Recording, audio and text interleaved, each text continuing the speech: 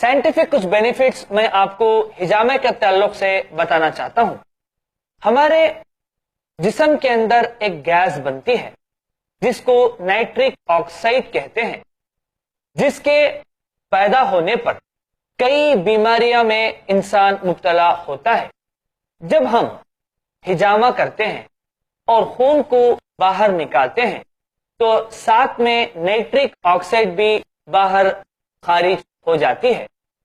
जब इंसान के जिस्म से नाइट्रिक ऑक्साइड बाहर खारिज होती है तो हमारे खून के अंदर एक एंटी कोआगुलेंट इफेक्ट पैदा होता है, यानी वो खून को जमने नहीं देता। मिसाल के तौर पर तकरीबन जो भी बीमारियां ज्यादातर आती हैं उनके 3 वजूहात हैं। एक होता है कंजेशन, दूसरा होता है स्टैग्नेशन और तीसरा होता है ब्लॉकेज। कंजेशन के माने कोई चीज का इम्तला हो जाना, कोई चीज का वहां पर रुक जाना। मिसाल के तौर पर खून की नालियों में जब खून का दौरान होता रहता है तो एक साथ कभी खून जमा हो गया, कोआगुलेंट हो गया, तो वहां पर वो शख्स इमीडिएट मर जाता है हार्ट अटैक से।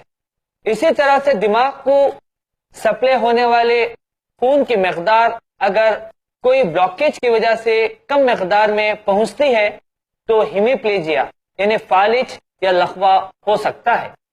तो कई बीमारियां ऐसी हैं जो हिजामा करने से तहफ्फुज हो जाते हैं, वो बीमारियां नहीं आते हैं। इसी तरह से ब्लड का सर्कुलेशन, कई बीमारियां ऐसे हैं खून के सही वक्त में सही मकदार की सर्कुलेशन की कमी की वजह से वो मर्ज में मुब्तला हो जाते हैं। जो शख्स हिजामा लगातार करता रहता है उसका दौरान खून बिल्कुल एतदाल पे रहता है। और भी कई साइंटिफिक फायदे हैं हिजामा के।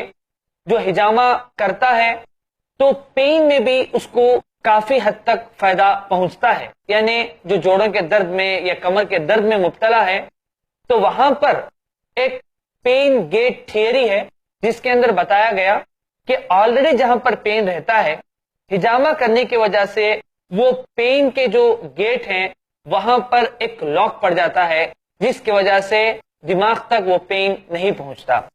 तो अल्लाह के रसूल सल्लल्लाहु अलैहि वसल्लम ने हदीस के अंदर हिजामा के ताल्लुक से हमें बता के कई जिस्मानी अमराज से बचने का तरीका भी बताया है।